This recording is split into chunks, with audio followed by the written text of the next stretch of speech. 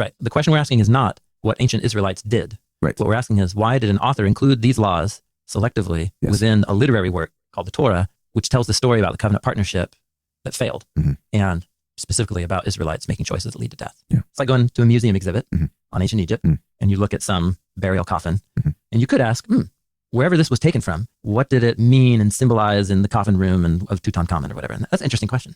But there is another question you can ask, which is like, why did the museum exhibit organizer select this particular piece and put it right here in the exhibit to be encountered before the next thing and to see right after the thing before it? And what does that mean? That's a provocative metaphor, because in that example, I am predisposed to care more about what did the coffin originally mean in its ancient setting. Yeah. And to just care about what is the museum exhibitor trying to do for me is kind of this meta thought that isn't as important. Yeah, interesting. But as it pertains to the Torah, that is the important. Exactly. It's actually it's the opposite. It's the opposite. What did the author mean by putting it here is the most important thing. And because of the cultural distance and time and location from me as a modern reader, I probably should learn something about some cultural background of what this law meant in its original context, just so that I can begin to enter sympathetically into understanding it. But that shouldn't distract us from the primary objective, which is to understand what somebody's trying to communicate to me in this text.